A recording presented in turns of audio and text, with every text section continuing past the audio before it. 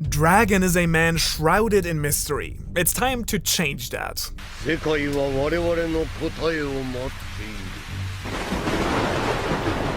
Let's be real for a second. What is it with mysterious characters in One Piece that barely have any screen time? Shanks, the Gorosei, Blackbeard? There's just nothing more fascinating for me than talking about these people who are incredibly influential and powerful in the world at large, but that we know close to nothing about.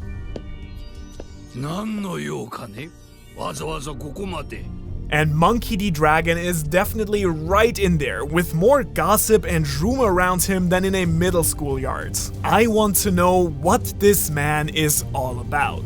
Hi, my name is Manu. I generally assume that if you have a face tattoo, you've lost control over your life. But today, I'm willing to look past that and analyze Dragon's role in the story. And of course, this wouldn't be fun if we didn't speculate a little bit. So I have two really solid theories about his past, and one that is just so bad crazy that it would be a crime not to share with you. I'm trying so hard to ignore this face tattoo right now. It's so distracting. How drunk were you when you got this? Is this like a Post Malone thing? So why did you decide to get the tattoo? I don't know, I decided to take down the draconic, all-powerful ruling force that dominates the entire planet. And then I thought, if I really want people to take me seriously, I should probably change my look to something that inspires more respect. Okay. Anyways, let's figure out Dragon's role in the story so far. This man holds two pretty impressive titles. He is both the father of our protagonist, as well as the most wanted man alive.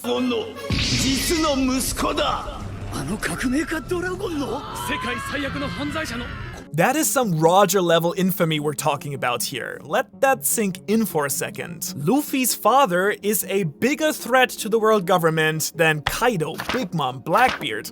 I mean, yeah, we talk about that all the time, but seeing Luffy actually fighting the two Yonko right now, that really hits home different, I think. Now, while I think it's fair to assume that Dragon is actually really powerful, I think we all agree that a big chunk of this title is for political reasons, which in my eyes makes him even more interesting. What does Dragon have that even the Yonkos don't? I want to get into that in just a second, but first let's talk about the monkey family as a whole. Luffy-sanがドラゴンの子?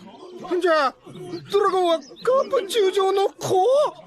なんだ Now, there are a lot of weird and influential families in One Piece. Yes, there are. But Luffy's family in particular stands out among even that crazy set. Luffy himself is the rising star of the pirate world, the next pirate king, and most likely the man prophesied to change the world. By the way, did you know that in the Italian dub of One Piece, Luffy is called Rubber? Bro, they just completely removed Monkey D and changed Luffy to Rubber. So for half the anime, he's simply Strawhead Rubber until they then apparently realized they f***ed up when the name became more important later on. His grandfather Garp is the great hero of the Marines who went head to head with the strongest pirates in the world, while his father Dragon is the founder and leader of the Revolutionary Army tasked with taking down all of the world nobles. The pattern of three that Oda really loves is very prominent here. Each of the three represents the top level of each of the three major factions in the world: Marines, Pirates, and Revolutionaries. All three of them share a strong sense of justice, freedom, and camaraderie, and are brave and tough to a ridiculous level. 何度も体験したことがある。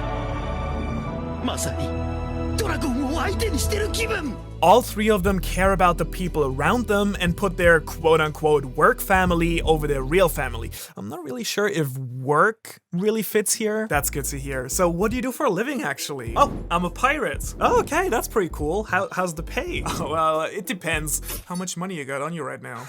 And interestingly enough, all three have a mark on the left side of their face. Luffy and Garp have a scar, while Dragon damn it, just when I sort of forgot about the tattoo. Now, the monkey family has most likely been inspired by the legend of the three wise monkeys. You know them because they turned them into emojis. One covers his eyes and sees no evil, one covers his ears and hears no evil, and one covers his mouth to speak no evil. In essence, this story is about cultivating a mindset that will create a world of harmony, peace, and goodwill. Do you see the connection? Now, what defines all three, Luffy, Garp, and Dragon, is that they are genuinely good people who fight for a world in which everyone can live a happy life, regardless of who they are. Garp, of course, represents the best side of the Marines. Luffy has all sorts of races and quirky characters in his crew, but so does Dragon. In fact, looking at the people associated with the leader of the Revolutionary Army really hammers home the fact that he is Luffy's parent. Dragon. 風に吹かれているとき。There is Ivankov, the leader of the Okama, a group that is prosecuted in this more or less conservative world. Sabo, a former noble who has seen the cruelty of the royals. You have Huck, a fishman representing the revolutionary version of Jinbei, of the fishmen fighting for a better and equal life among the other races. With Koala, you have a former slave that was an important link between fishmen and humans. 巨人族ってみんな怖い人だと思ってたけど、いい人たちもいっぱいいるよ。Lindbergh, like Chopper, would probably be considered a freak of nature. Bello Betty is as strong and independent a woman as you'll ever see. And you also have Kuma, or as he's called in German, Bartholomeus Bär, I love that, who connects the revolutionaries to Vegapunk and the government itself. 待っていた。 My point here is, Dragon has Luffy's crew but on a global scale. He shares his son ideals, only that he chose a much more active path to follow them. So no wonder that he would approve of the route that Luffy has chosen to become Pirate King.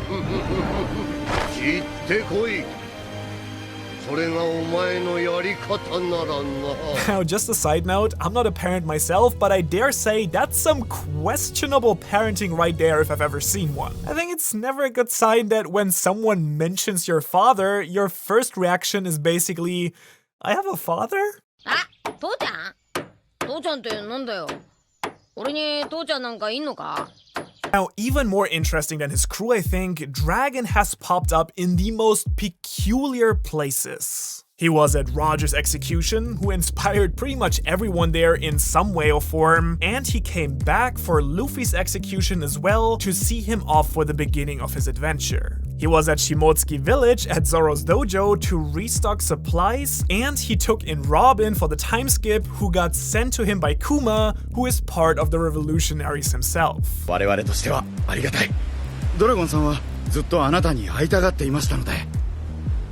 そんな奇特な人たちがいたなら、もっと早く会いに来てほしかった。 So I think it's not so much speculation as it's a fact that Dragon has an active interest in the true history. I really don't buy that Dragon sought out Robin simply because the enemy of my enemy is my friend. I think we all agree that they had things of importance to discuss. And Robin probably knows quite a bit about Dragon's plan, as Luffy most likely is supposed to play some role in it. But on top of that, Dragon wouldn't be the most dangerous man in the world if he didn't have some specific knowledge and the power to back it up. What makes him such a big threat to the government is that he subscribed to my channel for next generation anime content that the Goro say fear above all else. Now, that's already a pretty big advantage, but there must be a bit more to it, I think. And just so you know, from here on out, we're entering speculation territory. Two popular ideas are that Dragon used to be a marine or Cypher Pole agent, and that he ate a devil fruit that allows him to control the weather or wind, as it always seems to change in his favor when we see him.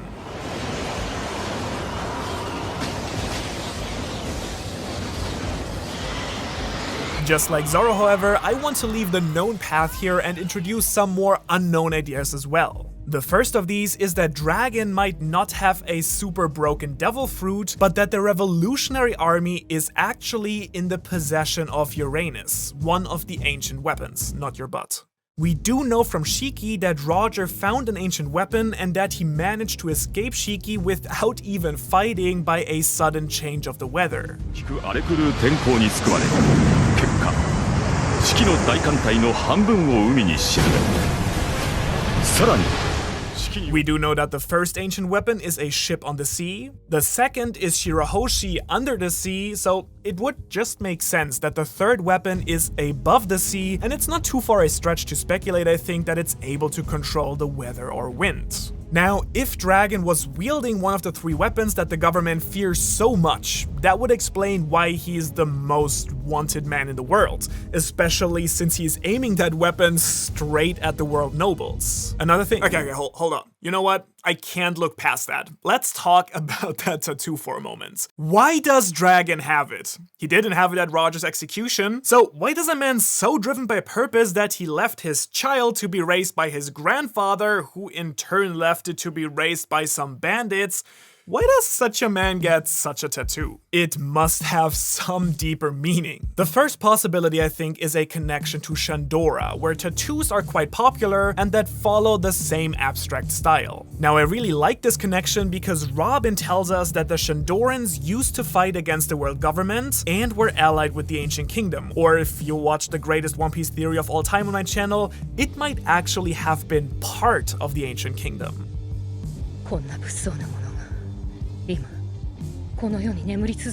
There is a connection to the ancient weapons and the Sangatnika, even Roger was there, so I think it's not super out there that Dragon knows something about the Shandorian history and that symbol in particular that he found so important and meaningful he decided to tattoo it on his face. The other option is actually even more interesting though. This theory comes from a YouTube friend of mine called Fiji, shout out to Fiji, who found that Dragon's tattoo resembles the one on the kimono of the one and only legendary samurai Ryuma.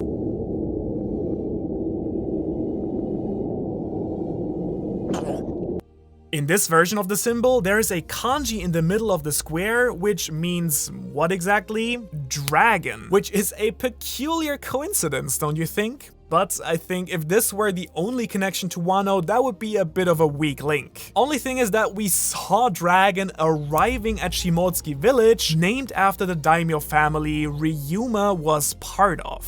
585As Oda hinted at in one of his interviews, Dragon has actually some sort of relationship with the dojo master Koshiro, who is a 𝚲𝚙𝚎 himself, which is confirmed in SBS 96. And so what Fiji suggests based on this is that Dragon might potentially have traveled to Wano, that similar to Shandora is another place connected to the ancient kingdom and the poneglyphs, and thus might have been of interest to him to search for knowledge or even potential allies. Now, this probably would have happened roughly 18 years ago when 𝚲𝚎 Ushimaru, who based on his appearance we now speculate heavily to be Zoro's father, was killed by Kaido. 名の名は𝚲𝚎 𝚎𝚑𝚡様。しかし、リンゴもまたカイドウの手により廃墟と化しました。 So the reason Dragon knows about 𝚲𝚎 village might be because he traveled there before 18 years ago, after he went to Wano, befriended Ushimaru, who then with the other daimyo planned a rebellion and got captured. And so he then took Zoro from Wano to his relatives in the East Blue. Ushimaru could have told Dragon about his ancestor Ryuma and their ties to the Void Century. So there might actually be some deeper meaning behind the symbol that Dragon then decided to tattoo on his face after leaving Wano. Now, I do think that this idea rests on a lot of assumptions, but I think it's solid enough to make sense. And I think it would really nicely fit in the gaps for Zoro that I discussed in his video. Plus, it would really add to the close bond between him and Luffy. However, while this theory is very creative and out there, it still makes a lot of sense. And if you know me, the crazier theory, the better I can sleep at night. So I want to end this video on something truly crazy. Now, a really interesting idea is that Dragon is actually not Garp's son, but Rock's. However, Liam over at the Grand Line Review has already made a video about that, the sneaky bastard. So of course I have to top that one by proposing that Dragon is not Garp's son, but Garp's daughter. I told you this was gonna get wild. Okay, so if you're a real One Piece fan, you'll have come across the idea that Crocodile actually used to be a woman, that is Luffy's mother, that then was transferred into a man by Ivankov, his quote-unquote dark secrets. おい余計なことを言いやがったら。あら、私にそんな態度をとっていいの？ I don't know why, but people love that shit. Now, this theory is similar, but takes it even a step further. Let's go down this hormonal rabbit hole here for a second. The base idea is that all the Devil Fruit users in the Revolutionary Army have a power that helps them operate in secrecy, avoid detection, and rally allies to their side. Not counting Sabo in this for obvious reasons. Now, Morley can create hidden underground spaces, like under Merijoa or Impel Down, that can serve as bases and move troops. Bello Betty can enhance people's powers and strengthen their will to fight. Karasu is basically an entire private communication and evacuation system. And then there is Ivankov, who also can boost up people's bodies, but much more importantly, change entire identities.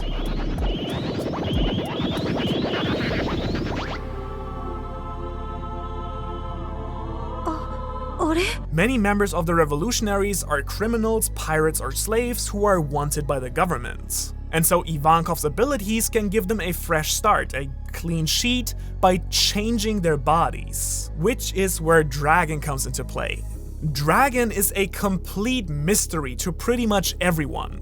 He's a man with no past except his connection to Garp and Luffy, but this is also strange. No one was aware that Dragon was Garp's child, the hero of the Marines. I mean, Garp is as public a figure in One Piece as it gets, and yet no one knows he had a kid? It would make sense for Garp not to boast about it after he became a revolutionary, but complete ignorance is pretty astonishing, I think. あの革命家ドラゴンの世界最悪の犯罪者の子供その人知ってるかねそんなビッグなパパだったのね言っちまった So, what this theory suggests is that Garp had a daughter that quote-unquote died, but actually turned into the dragon we know today. In fact, Garp never refers to Dragon as his son. Now, from there on out, the theory then goes on to speculate that Luffy's real father is actually Roger and that Dragon was sent into the future by Toki, which is where I definitely jumped the ship. But in general, I found the idea that Dragon is actually Luffy's mother very, very entertaining, to say the least. More so than the crocodile one. To get the full picture on the monkey family, however, I strongly recommend you watch this video on Garp here next, cause there is a lot to talk about with him as well.